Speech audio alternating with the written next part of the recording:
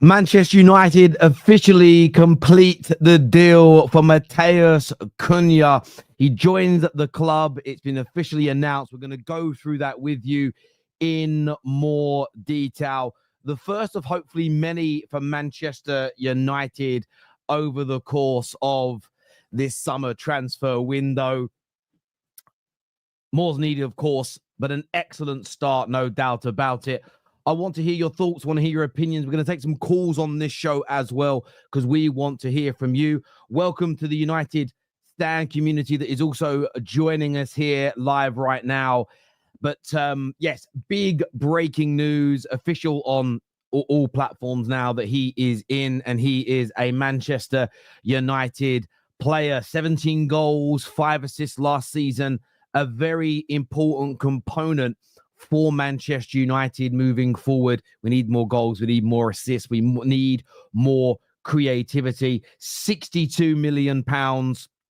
That will be spread over the course of 3 seasons. It isn't determined yet whether that's the first 3 seasons or, as Sammy McBell suggested, the first 2 years and then the final year of the deal. But either way, it's only costing Man United somewhere in the region of £20 million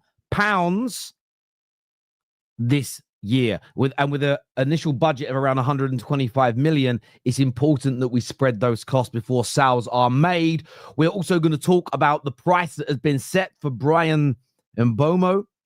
Reportedly, that has now gone up to 60 million from 50. Garnacho's price, according to some reports today, will be as little as 40 million pound if we sell him. This is crazy news in my personal and humble opinion. But I want to hear from you. I want to get your thoughts. I want to get your opinions on our done deal show right now. But Matheus Cunha to Manchester United over the line. I'm actually going to go onto Man United's website just to read what they have officially said about this deal. And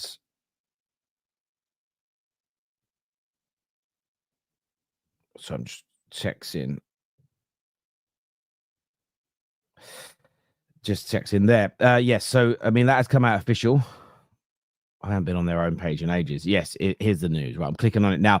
So it says Manchester United have reached an agreement with Wolverhampton Wanderers for the signing of Matheus Cunha. The Brazilian forward signing is subject to a visa and registration. So just to make everybody aware of this, the way the immigration laws work in the UK is that even if you've got a visa to work here, when you change companies, so you could be working for HSBC Bank, you have a visa because you're from Brazil or South Africa or Australia, but then you move to Barclays Bank or Nationwide Building Society, you have to reapply for your visa. It will be accepted. 1, he's been here so many years. 2, the profile of his job. 3, he's part of the international setup of his country. That's a formality. He says the 26-year-old has 16 senior appearances for Brazil, and in his club career has made over 270 appearances and scored 72 goals in the English and Spanish and German top flight leagues.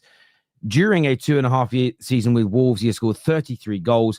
Everyone at Manchester United it looks forward to welcoming Matheus to Old Trafford. That's the official announcement, the direct announcement from Manchester United. And it's Terry Mbuemo. I'm not saying it right. I apologize if I'm not saying it right. Mbuemo, sorry. And we'll get onto that a little bit later in the show. This is from an Arsenal fan. It says, Terry, at least there's some positive news surrounding Man United. And look, this is positive news from my perspective. I'm really happy with this deal. As much as I was gutted to lose out on the lap, I'm a little frustrated that we haven't moved on to somebody else quickly. This deal in isolation, I think, I look, for me, I look at this from the point of view, I can isolate it. I can ring fence it from some of the other poor decisions or situations I'm not happy with or concerns I have for the future.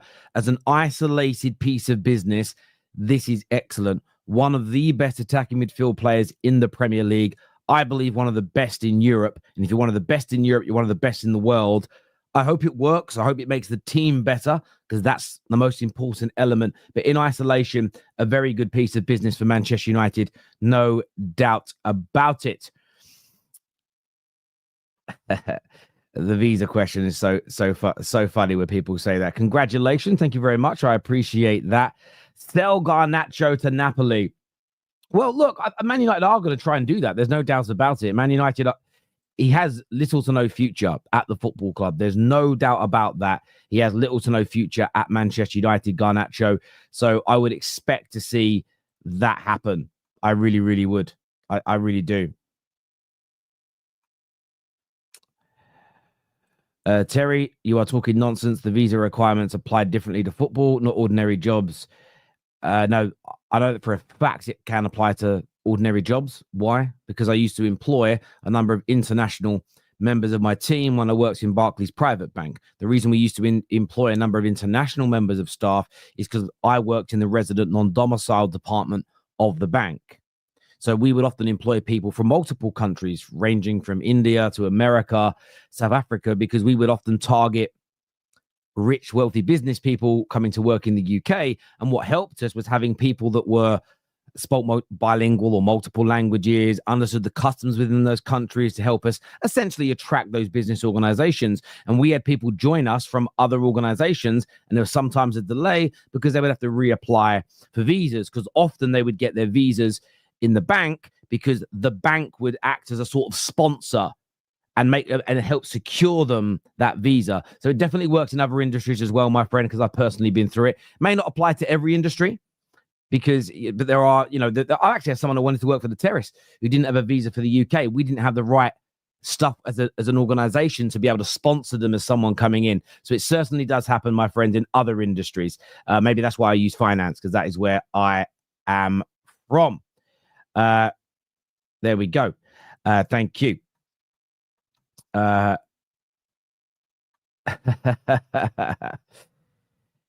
Mbuemo himself pronounces it Mbuemo. Mbuemo is how he says it. Okay. Do you know what it is? Do you know what I find really difficult when it comes to the pronunciation of football players? I'll get told by you guys, the viewers, this is how you say it. I'll go, great. Then I hear a commentator say it a different way. Then I hear a player say it a different way. And then you hear a player go, I don't mind if he said one of three, like Bruno Fernandes. It's actually in Portuguese, it's Bruno Fernandes. But he has said, I don't mind it. It's fine to call me Fernandez. He's not bothered. So then you sort of sit there and you're like, I'm so confused. Like Jose Mourinho has said he doesn't mind if he gets, I've heard him say on camera, Jose, whatever. So for me, it's difficult. But Mbuemo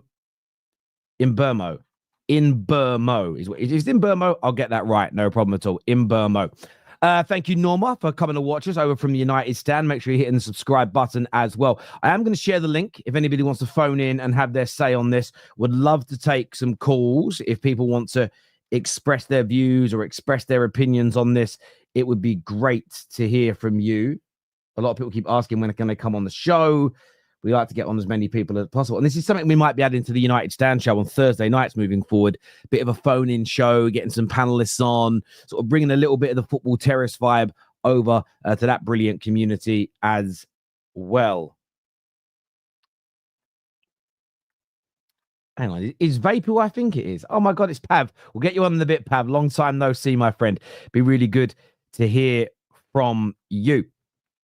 In some of the other news that I wanted to talk about today, when it comes to Mbuemo, I hope I said that right. Mbuemo. I'm pronouncing that right, so the viewers aren't getting frustrated with me.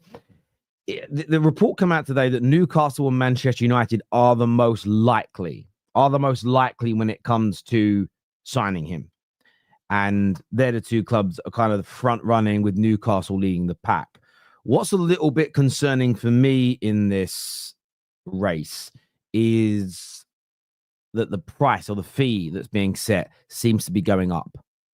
This is one thing that Mark and I spoke quite large about a few months ago when we were on the United Stand, is it's okay to kind of plead. I feel it's okay to plead poverty, like you've got lower amounts of money to try and get players cheaper. The problem is when you get like fans from, when you get players that are then wanted by multiple clubs, the price can start to go up. So we've seen 50 million for Mbuemo quoted for about 3 weeks. Today, they're now saying that it's going up to 60 million. Obviously, they want to create a bidding war. Obviously, they want to create a situation where maybe Newcastle go, right, well, we'll go 60, and then Man United go 62, and then Newcastle say 65. That creates a problem for Manchester United because our budget is limited. Although I do think, listen, I rate Newcastle. They're an excellent project. They're moving in the right direction. I'm not going to play them down. Man United have a very good chance of securing that deal. Man United have a very good chance of beating them to that player. One thing that could scarper us is if that fee becomes too high. So I'm glad that the Cunha deal is over the line, because now we really need to move on to our next target. We need to start acting with a little bit of pace. There was a report that came out today stating that Man United have also been in contact again with Victor Gyökeres's team, and that the player has essentially fed back that he is going to deliberate with the multiple offers he's had from clubs and consider his options before making a decision. So for me, if that's truly the case, and that is what is going on, this is where Man United have got to go, right, well, we can't just stand on ceremony there. We've got the Bruno situation to resolve, and I think Man United need an answer from Bruno. Do you want to leave or stay? Do you want to go or stay? Because Bruno leaving changes our plans. Bruno leaving will generate 80 to 100 million of direct income. You can go, right, there's the 60 for Mbuemo. There is the 65 plus the signing on fee for you, Gyökeres. We can do it. The money's there. Because offers are often different when the money's being put on the table versus a hypothetical. And that's the way business works. So the Bruno situation is also something I feel in the next couple of days United have got to push for. And this next 10 days is so interesting.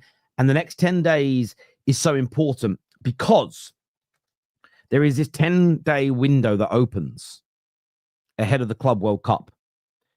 Paris Saint-Germain, Chelsea Football Club, Real Madrid, to name just a few that are at that tournament, listen, they are going to push. The same as Al Hilal. The reason why Inzaghi didn't have a great night last night, they're looking at Inzaghi. They obviously want Bruno for that competition. And what you don't want to be caught with your winkle in your hand. You don't want to be caught standing on ceremony over the course of the next 10 days and missing out on a target or two because a big club at the Club World Cup says, you know what? I don't mind doing 65 for Mbuemo. Do you know what, Gyökeres? That's your salary. Juve are looking at him. That Juve want him for the Club World Cup because everybody that's in it wants to be the inaugural winners.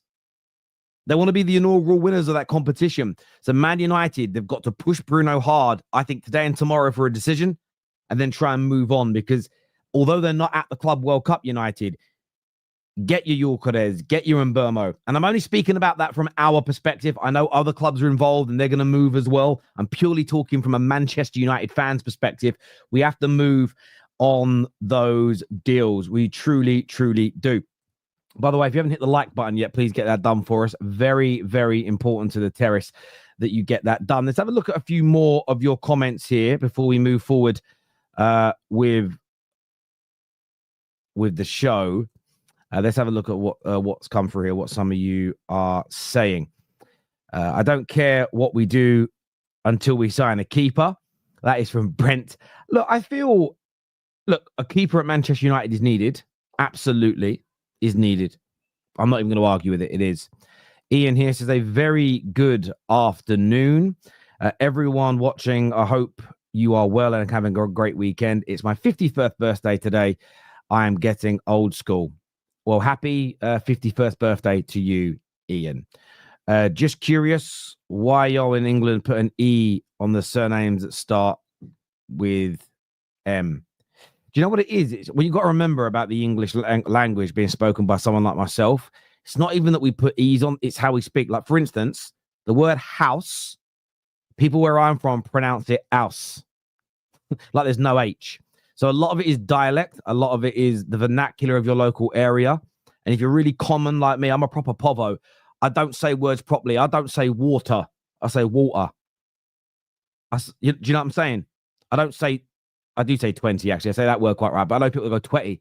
Like, we don't speak right. So I say we don't speak right. We speak what we call proper English, like normal working class English. That's all it really is.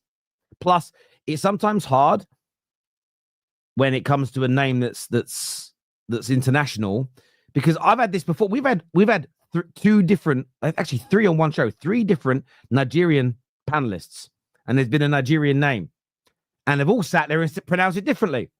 So then I sit there as an Englishman, and I'm like, hang on. It's a Nigerian name. Three different men from Nigeria are saying it three different ways, and I'm meant to get it right. It's a can of worms, brother. It's a can of worms. It's a can of worms. It's a can of worms. It really, really is a massive, massive can of worms. You've got to go Mbuemo. Or is it Mbuemo? See, it just, yeah, I don't know. I don't know. I don't know. Thanks, Terry. Much appreciated. Not a problem at all. This here says, absolutely buzzing. Top signing. Very pleased with him. Rivals and Terry mudded. Why am I mudded? I wanted him. I'm in a good mood. It's not my. Oh, God. Sorry, I'm mudded. With one game a week, I think United will come good this season with the right signings. Right signings is the most important thing. We need more technical ability. We need more physical prowess. We need more stamina. If we add those things to the team, Manchester United will get better. It is as simple and as straightforward as that. Physicality, stamina, speed, technical ability across multiple positions. There will be a vast improvement in this side. But people shouldn't get twisted. It's not going to be a case of the club being fixed because of a signing. It's going to take a lot more than that. See, I've got another different way of pronouncing it now. It's just a third different one on one show.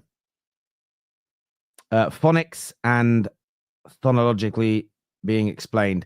Well, this is the thing. Like, I didn't learn phonics at school. They teach my children now learn phonics. We weren't taught that when I was a kid growing up, which would have helped. You've also got to understand that I'm also dyslexic.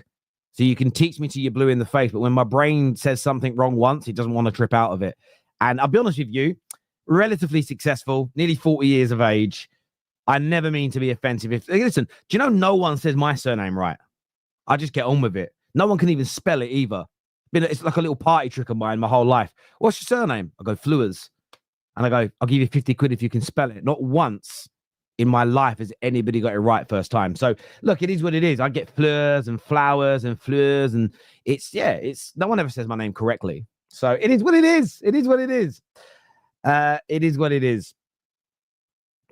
Big up yourself, Abs, and big up the United Stand community for joining us over here today. Before we go to your calls, just want to say, well, if you haven't seen the news today, Man United have officially announced that Cunha to United is complete. It is over the line. The great news is we can now move on to other deals. Has any news come out about the contract size or length? Has anything been said in relation to that? I'm not sure. I haven't seen anything personally, but I didn't know whether or not anybody else had seen. I assume it's going to be 5 years with an option because it nearly always is. The Daily Mail have actually released an article here, so I'm sure they're going to put something out. The Daily Mail said the Brazilian forward is finalized. Oh, hang on a minute. Let me turn the ad blocker off. I only have it on for like the newspapers normally because you just can't read articles because the ads keep coming up. It's so frustrating. The Brazilians finalized his move from Wolves subject to a visa. Cunha 20. It says he's 28. Is he 28 or is he 26? I thought it was 26. The Daily Mail. I mean, the Daily Mail said he's 28. I swear he was 26. Yeah, he's 26. I thought so. Just turned 26 as well. Cunha. That's just they're just repeating what Man United website has said so far. There's nothing new in the article. They just reiterated everything that the Man United website has said and put it out as an article. Fair enough. They said exclusive. What do you mean exclusive? You've just taken exactly the words off Man United's website. What do you mean exclusive? There we go. Anyway, right, let's go to some of your calls. Let's listen to what you've got to say on this deal, plus the news about the increase in fee for Man United potentially signing Mbuemo. Garnacho, 40 million. Is that, I mean, I haven't even touched on that being enough yet. For me, I think that's an insult. It's an absolute insult. We should be looking at 50 as a bare minimum, if not 60 million pounds for that player. I know it hasn't worked for us in this system, but let's not pretend like this guy doesn't have a decent amount of output, even in a struggling season. So for me, I want your views on all of those. You don't have to speak about all those things. let's talk about those things. I want to say thank you here to I can't pronounce that name. That's a madness for my dyslexia. But bro, thanks for the super chat. You didn't say anything, but thank you. I really do appreciate that. 1 Inch Wonder says, so Jim used to babysit Due plus Yamal. Here we go. Thanks. Listen, it's a joke. Thanks for the super chat. I don't really get it, but thank you. All right, first caller of the day. I'm going to go to long-time viewer, a member of the Football Terrace, Pav, on the show. Pav, welcome, my friend. How are you? Yo, man, I'm good, man. You? I'm very, very well. Initially, what's your thoughts on the deal? The deal for Cunha? Look, I'm going to be honest, innit? I'm not going to do the whole thing like people do, like they agree with each other. I think we've overpaid for the guy. He's an okay player, but the club doing the club what it normally does, overpaying for a player. I don't think he's worth 62 and a half. Probably 50 at max. Could even say 45, but the club's desperate. We're desperate for a new squad. And he's coming in. He's not like a major goal scorer, but he will do better than what we've got. Like he's got 12 the year before, 14 or 15 this year. So I hope that he can score some goals for us. Again, like he was one of the guys who was lobbing Onana off the corners. So at least that won't happen next season. That's a guarantee. Maybe in training, you can still say that, but it's an okay signing. I'm not overly gassed because there's nothing being positive about this club this whole season, innit? So yeah, I'm just kind of looking on to the next one, the Mbuemo deal. I hope we do get that player because he broke the 20 goal barrier mark. But I think Newcastle are in the running as well, and because of the lack of European football we're not going to have, that's a player that we might miss out on as well. There's a lot of players that we're going to miss out because of the squad and Ruben. But yeah, there isn't, like I said, man, there isn't much positive to talk about with this club, man. They're embarrassing week in, week out, off the field, on the field, overseas, in the country, just embarrassing all over, man. It's just a joke at this point. It's not been a good time for us, mate. I have to agree with that. What is it about? I mean, what is it about Cunha that you're not sold on as a player costing 62 million? What is it that he doesn't do enough for you to warrant that money? It's the goals. Like for 62 and a half, yeah, right. We paid 72 mil for Erasmus, right? He's clearly let us down, innit? I get this whole Prem proven thing, but to me, it means nothing. Prem proven means nothing to me because over the years, we've bought Prem proven players and they've let us down anyway. For 62 and a half, I'd expect a player who's going to kind of get that 20 goal barrier mark. And like I said, Cunha's only really had, like, mate, I don't even want to say the first season, the year before. I don't even really want to count that in, but he scored 14 or 15 for Wolves, who have been in that relegation zone. How much of his goals have actually helped Wolves? Probably what avoided relegation. The same what Bruno done for us this season. But for 62 and a half, I feel like that's our marquee signing. And that shouldn't be our marquee signing. The marquee signing should be a prolific goal scorer like a Gyökeres. And I was hopeful of getting someone like that this season in this window, but obviously no Champions League football. We're probably going to miss out on that. We need pure goal scorers in this team right now. Like I said, Cunha will probably help, but if he's the early one in and around that area, it's not enough. And then you've spent that 62 and a half on him, and you could have bought, obviously the club could have bought Gyökeres for 55 to 60. But like I said, the lack of European competitions has probably put a stop to that. No, I get that. Like, there's a lot of what you say I understand. Let me play devil's advocate here.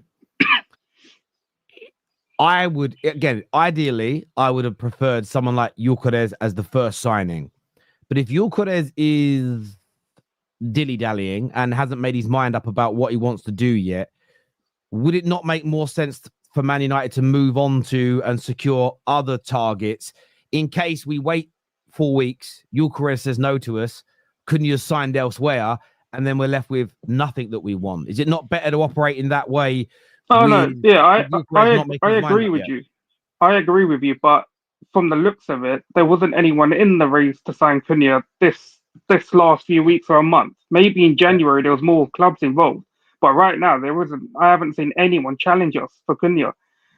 this is why, like, I'm thinking we should have our marquee signing, knowing the fact that we can't score goals, negative goal difference of what is it for 3 years in a row. Yeah, we should have had someone lined up straight away. Yeah, right. We need a striker. Bruno's thinking about leaving. He's our Mm. creator. Let's go splash the cash on a goal scorer or two, like two strikers or whatever. I believe we need two in it because I don't believe in Rasmus or Xerxes.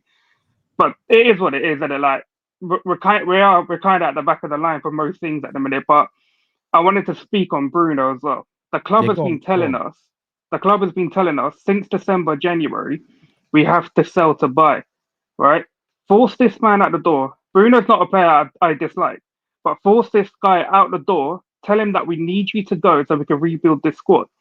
And if you can't get the elite player that we need, strengthen the other positions that we're clearly lacking on. Defensively, the midfield, because I believe we need two box-to-box midfielders. Yeah, we cannot go into a season, yeah, without Bruno. If we sell him with Casemiro and Agati in that midfield, we can't do it.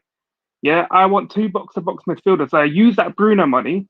If you can't get your first choice striker this season, but you can get a Mbuemo, a Cunha, and maybe you end up having to settle for a cheaper striker. Strengthen the other positions. Use that Bruno money to strengthen. Get Anacio, yeah, because I don't believe in Alessandro Martinez anymore. Too injury prone. Yeah, I don't. Kobe at the minute, I don't know what's going to happen with Kobe. That guy needs to be built into something.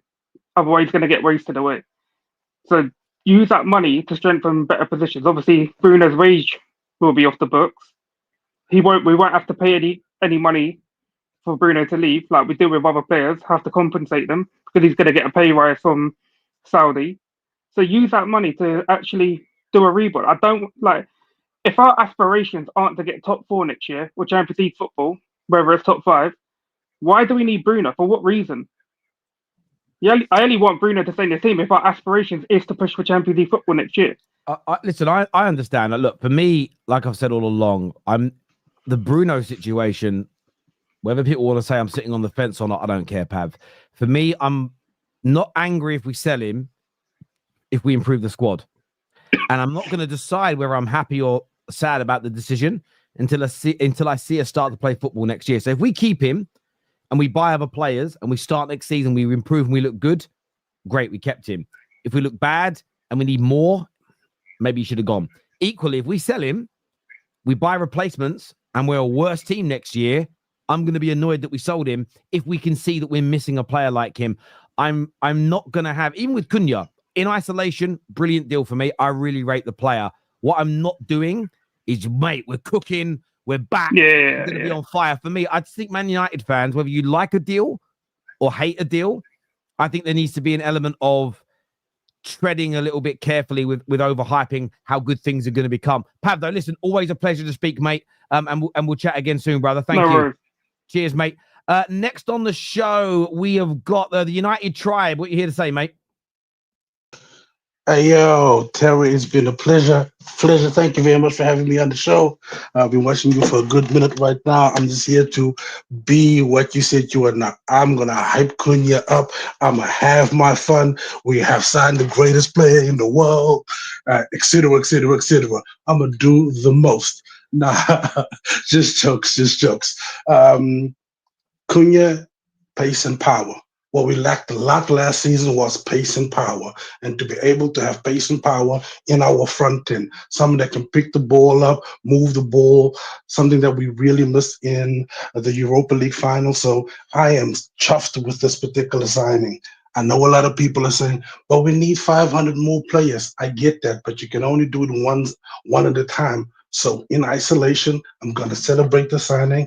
I think the price is not extortion because generally a player that scores you 17 goals and has 6 assists in the Premier League, past days, we're probably paying 80 to 90 million for that just off rip. So to get him for 62 million, I think that's a wonderful deal. I don't think his wages is crazy. I know people are trying to find things because he's a United fan, so they're going to say he's this, he's that, his attitude, his mom's big toe, and all those particular things will be mentioned by the media. I'm very happy with this particular signing. I love the fact that from day one he told them, I only want to go to United. So therefore, there's been no other suitors that came in for him because he was straight from the jump. I'm only doing United. So I'm very happy with this particular one. And yes, I'm going to gas it. I'm going to gas it all you want. Premium gas all day. Cunha going to be the number one next season. Well, listen, I hope you're right, mate. Listen, I hope you're right. And I hope he comes in and I hope he scores 20 goals next season and gets 10 assists and lights up Old Trafford, because I don't care what rivals think when I say this. We deserve it. So listen, my bro, good to see your face as well. I hope that you're right, brother. Take care, my man. Next on the show. I really hope so too. You too, Chris. Bye. Cheers, bro. Thank you. Next up, we've got Ian on the show. Ian, what do you want to say, mate? Yes, mate. Thanks for having me on. Big watcher. Just going to have a couple of points on a few things. I want to start on Garnacho, if that's all right, Phil. Go for it, mate. Basically, I'm not sure where everyone's getting this high price from. I think he can, in some systems, work. In our system, he's got none of it. Zero. And people who think he should be 60 million, PSG paid 60 million for Kvaratskhelia. Please don't tell me anybody puts him in that ballpark, because he's nowhere near it. He's so far from that. He might go and do an Anthony, a madness at another club. When he comes up against a team with power and pace, he'll flow. He's gone. He's nothing. He doesn't fit this system. I don't care. Get him gone. That's my main point on that. I'm not going to go anymore because I'll just rant on forever. When it comes to Bruno, I love him. He is the only reason in the last couple of seasons we've had anything to cheer about. But this club needs one thing. It needs a rebuild. Look at PSG. I'm going to say again from the other night. Got rid of Mbappe. Didn't get any money for him. Got massive wages off the wage bill.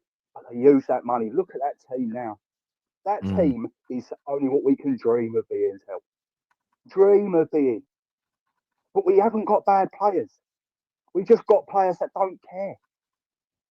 Get rid of them. I've got this system, and my friends always argue with it. I'll put it up to you and all the terrace. Use it whenever you like. It's a 5-player problem. Get 5 gone. Give me 5 players. I promise you, Man United are in the top 6. Go on, tell me. I'll give you 5 realistic, easy players. Go on. Chocorez, Mbuemo. We've got Cunha. Get me a new goalkeeper and a right wing back. Oh, no, sorry. And a centre midfielder, a Walton, a believer. That's all we need to start with.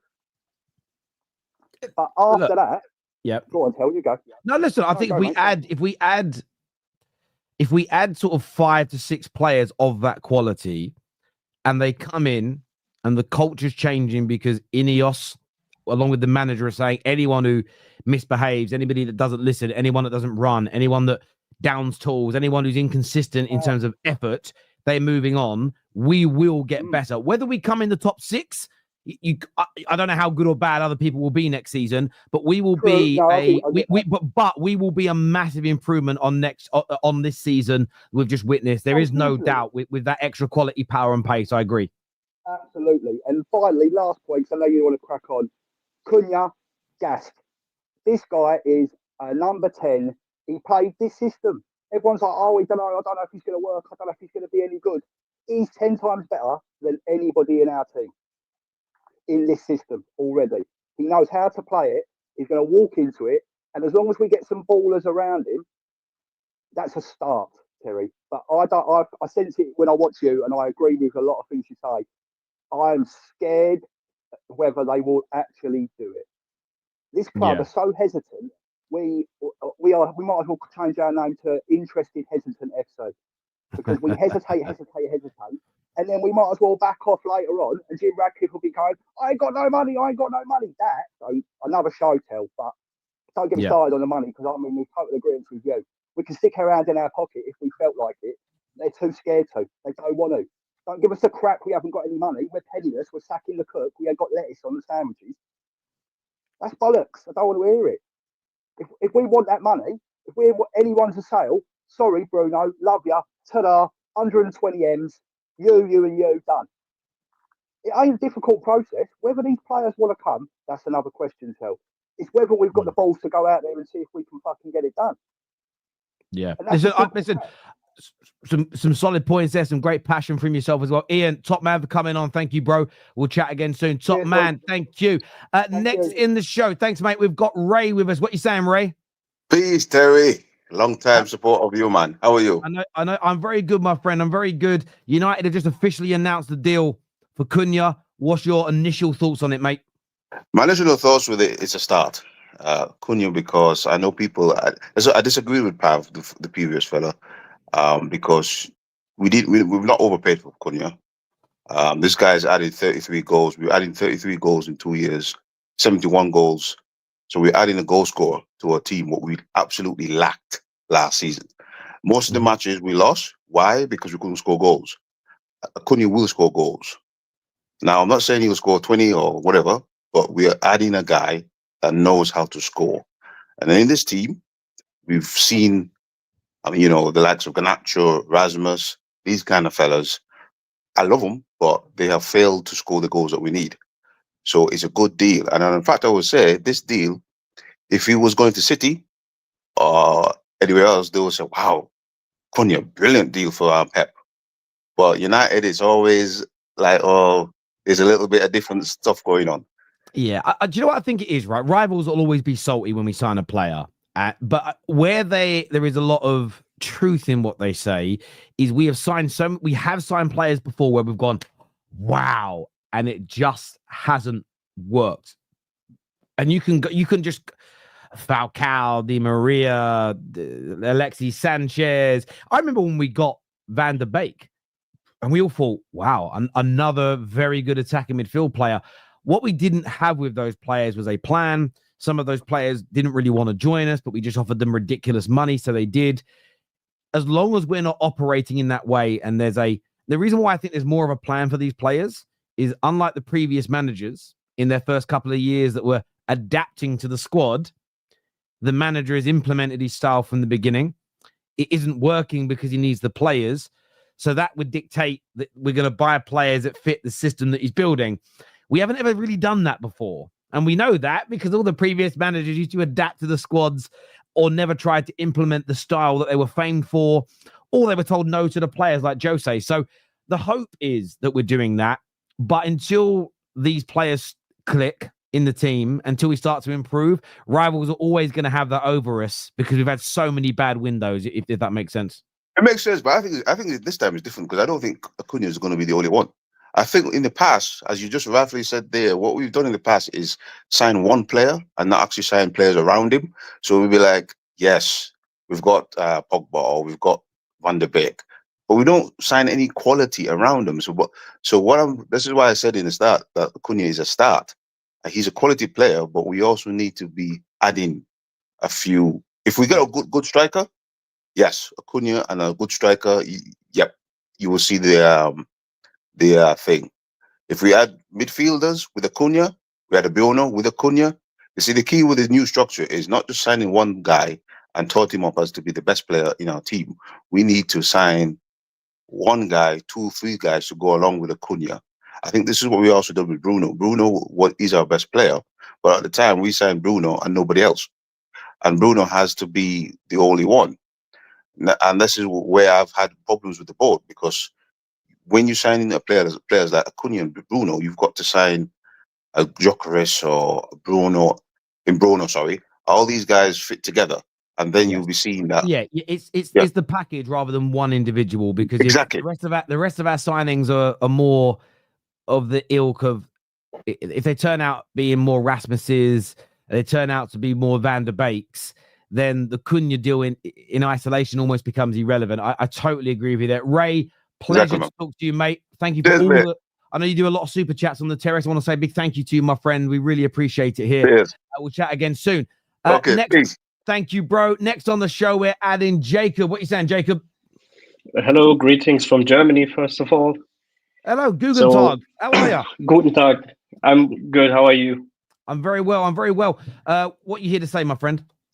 I just wanted to say I'm happy about the signing of Cunha, but the price is a little bit where I'm kind of like, maybe we paid a little too much. And why I mentioned the price is mainly our fan base, because especially last night, I was on X scrolling through a little bit after the Champions League final, and our fan base is kind of like, when we get something, when something's announced, like we got Amarim, you can read all these people like, oh, we're back, we're gonna do this, we're gonna do that. But the second something doesn't work out, it's like, get this fraud out, get him out. Why did we get him? I said we should have gotten him. And my fear is like the expectations that we put on Cunha, especially with the price of, I think, 62 million.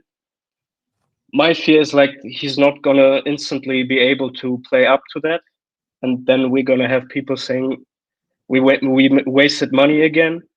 We should have gone for, let's say, Gyökeres if we don't get him, or if Mbuemo goes to Newcastle, for example, some people are going to say we should have gotten him. Or if we sell a Garnacho and he goes to Napoli and he plays well, some people are going to be like, oh, we should have kept Garnacho. Why did we sell him? And it's like the confusion of the fan base is that what annoys me. I'm happy about Cunha himself. Yeah. Do you know what it boils down to? Do you know what it boils? How old are you, Jacob? If you don't mind me asking. 23. Okay, so what you're saying makes a lot of sense, and and that's not an ageist thing. You're 23, so the last time we won a league title, you were about 10 years old. So you have some memory of the Fergie era, but not sort of 10, 15 years of it vividly. Where I remember the lion's share in those days. I remember when Pogba left, and we signed a young player called Nick Powell. And because we went on to carry on winning league titles, nobody was that bothered.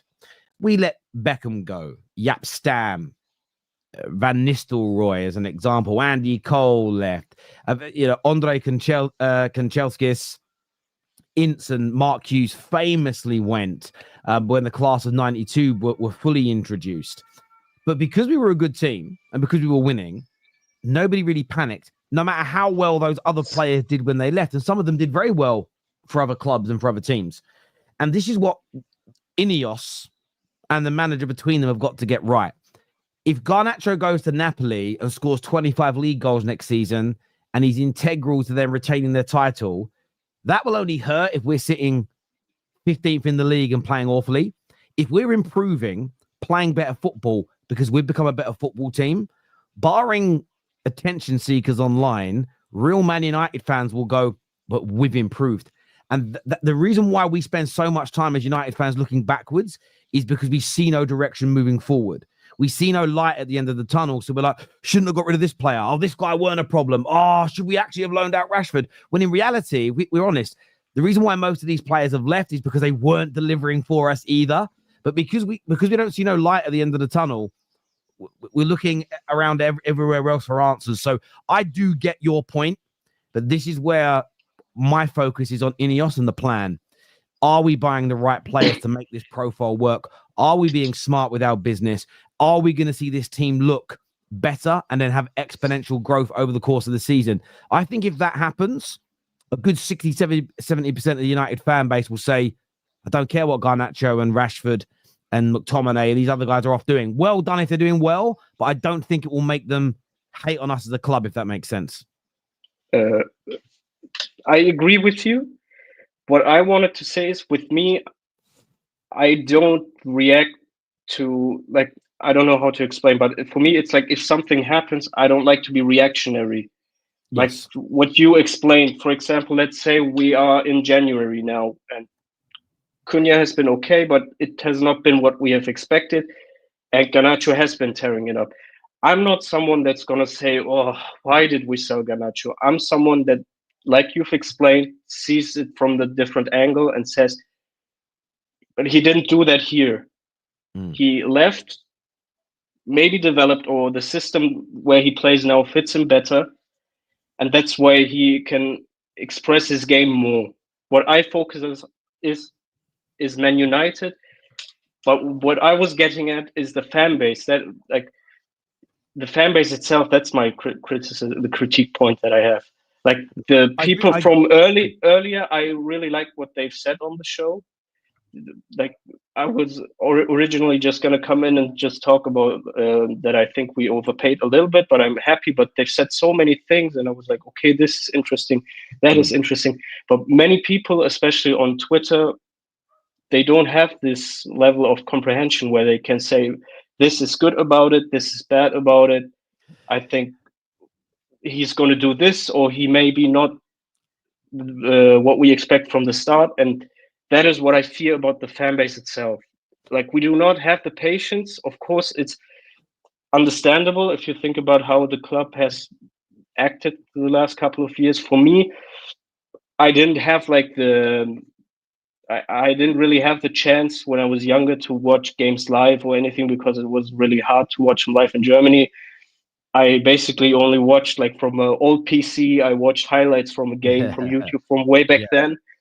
And then as I got older, as there were more options for me to watch the games live, we were already at that kind of stage where things got really, really bad. Like, where you really noticed, okay, what is going on? Like, especially when that Ten Hag time started, where the Ronaldo thing, where the club was with stuff. Then I also started Mark's channel. He explained things a little bit more, the whole buyout thing, how things went. I think I love what you're saying there as well. And it's, you know, this is, we all have moments where we're reactionary, but I actually think, as you say, where we are, it's probably best to keep your feet quite firmly on the ground. That being said, just my experience with football fans in general, because I think it's a human thing. When a team, for instance, when Man United had that first 6 months under Ten Hag, barring the opening 2 games, there was barely any. There was still people. No one liked the Glazers, but no one really spoke about them for 6 months, because we were winning games, we were winning cup games, we were growing in the league. We had a very good win percentage, and it was about 63% or something like this. Everyone stopped moaning. And that will happen, by the way. If, for instance, next year, and I'm going to throw a number out there for the hypothetical, if we win 68% of our games next season, you will see a massive percentage in drop of people criticizing Ineos, because I've seen that with the Glazers. When, you know, I was living in Manchester when they took over and there was protests. I went, you know, I was part of this big group, went to the FA Cup final, and it was like, you've got to wear a black suit. And I was like, okay, I did it because I was young and just joined in, right? But then I remember going for it, and then we had a couple of years where we weren't winning league titles and there was a lot of noise. Then we started winning the league titles, and there were still moments in that where there was protests. But when we were doing really well, it was always quieter than if we lost out on a big player, or there'd be an announcement about the debt or dividends, so there'd be a protest. And I'm not saying that's like, I'm not having a pop at anybody. I'm just saying I was part of that. You know, we're on a 10-game winning streak. Everybody stopped talking about it as much. And that will happen with the online fan base as well. If we start to win more, the focus will be on, we're a good team, rather than what am I angry with. But listen, really, really good points there, my friend. Thanks for calling in, Jacob. I appreciate it. Thank you very much. We'll chat to you again soon. Thank you, brother. Take care. We've got a few comments here. We're going to be going live a bit about Ange Postecoglou later. A few big claims that he has been sacked, and we'll get onto that later in the show. A couple of super chats here that I want to jump to. First one says, Terry, do you think United will try and get Gyökeres or maybe Mbuemo done before Thursday to persuade Bruno to stay? It could be the other way. It could be a case of get those deals done because they're selling Bruno, and that gives us the money to get those deals over the line. Equally, they could be deals that make Bruno want to stay, because it shows, if some of the stories state that Bruno's unhappy with how the club's operating, that would be a message that they're looking to move forward. Why is everyone complaining about price? Is it a release clause? We knew 62.5 million before an offer was made. Top signing will say it was a bargain 12 months on. I hope so. Look, if he comes in and scores as an attacking midfielder, 15 plus goals, assists, and helps us be a brilliant team, then people won't even say it's a bargain. They'll just ignore the price. Bruno at 57 million. It's not been discussed once since he was signed. His price has never, ever been discussed since his debut. Probably the only Man United player in 10 years. His price hasn't been discussed. It's as simple and it's as straightforward as that. Look, I want to thank every single person that has tuned into the show, to all of our new subscribers, and to everybody. We're going to be back later today with some more content for you. We're going to have a bit of a done deal show or a live stream. I don't know what kind of show it's going to be yet. I haven't made my mind up. A little bit later. Have you guys hit the like button yet? If not, make sure you get that done right now. So get the like button smashed if you haven't done so already. I'm just going to do one quick thing because I'm going to do this a little bit later. Yeah, I'm just checking that news. You guys say I've seen it from Sasha Tavalieri, who I know, very good guy.